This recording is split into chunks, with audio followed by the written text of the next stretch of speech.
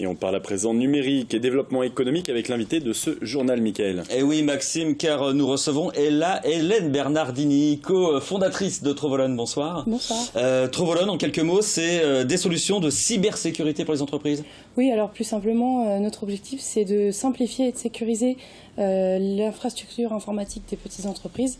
Et pour ça, on a conçu la Robin Box, qui est notre produit phare. Le produit phare que vous présentiez au CES de Las Vegas, c'est la mecque du numérique mondial. C'est le rendez-vous à ne pas manquer, vous ne l'avez pas manqué. C'était votre première participation, la seule entreprise sartoise exposante au CES. C'est ça, on avait la fierté de représenter la Sarthe et puis la France plus globalement, qui est une des premières délégations au CES.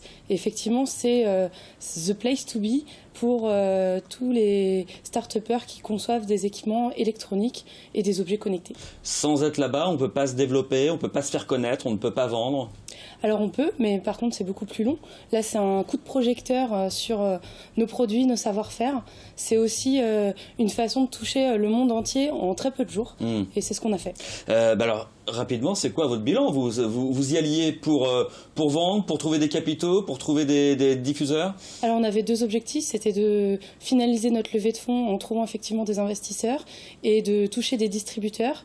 Notre objectif est pleinement atteint, puisqu'on a rencontré une trentaine d'investisseurs intéressés, plutôt des capitaux américains et asiatiques.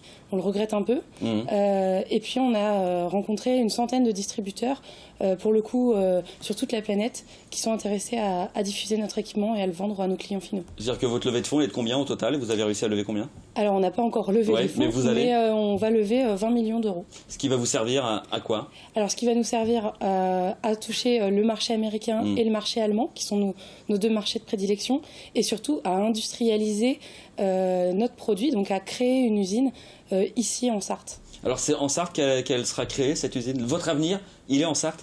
Notre objectif, c'est de le créer en Sarthe, ce pôle de production. Évidemment, il ne sera pas le seul, parce que pour faire revenir le monde entier, ça paraît un peu irréaliste, mais on souhaite vraiment que ce premier pôle de production soit en Sarthe. J'insiste sur cette question parce que j'avais cru lire dans un article de la presse que vous aviez envie de plus de soutien, notamment de la ville du Mans, sur votre activité. Vous en êtes où de vos relations? Alors, on se sent moins soutenu que quand on est arrivé, que quand on nous a attirés sur le territoire. Parce que rappelons que vous avez été attiré sur le territoire. À la base, vous aviez créé votre entreprise en région parisienne. C'est ça, tout à fait. Et c'est les compétences numériques et industrielles du territoire qui nous ont fait venir ici.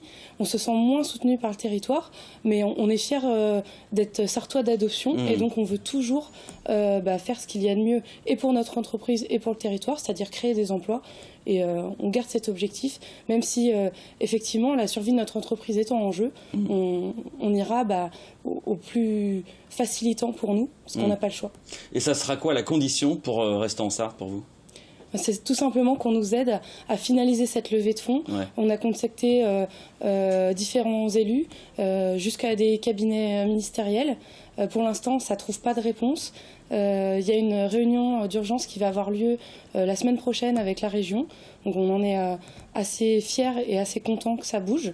Et on espère que ça va avoir un effet moteur pour également le territoire sartois. Et ça veut dire que c'est quoi une aide des élus? Parce que on se dit que la levée de fonds, c'est le privé, c'est vos investisseurs. Et puis que doivent faire les élus maintenant? Alors il y a effectivement des investisseurs privés, mais il y a aussi des investisseurs publics qui peuvent participer à la levée de fonds. Pas forcément dans son intégralité, mais qui peuvent y aller. Mais pour ça, il faut qu'il y ait un appui public et ou politique. Donc c'est cet appui c'est comme un appel que vous lancez là. Oui, tout à fait. Avec donc cette réunion à la région, avec l'espoir donc que ça débloque derrière d'autres. C'est ça, avec la région, avec des banques, avec des institutions publiques, avec des futurs distributeurs comme l'opérateur historique au niveau télécommunications.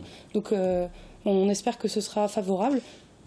Pour nous, c'est un peu la réunion de la dernière chance. La réunion de la dernière chance pour rester là? Oui.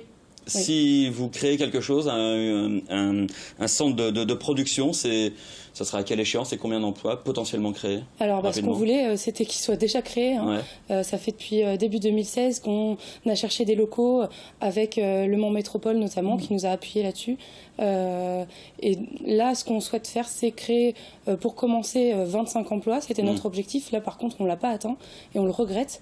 Les 25 premiers emplois qui concernent effectivement cet atelier d'assemblage. Et puis, on a dévoilé un nouveau produit qui est fait tout en bois.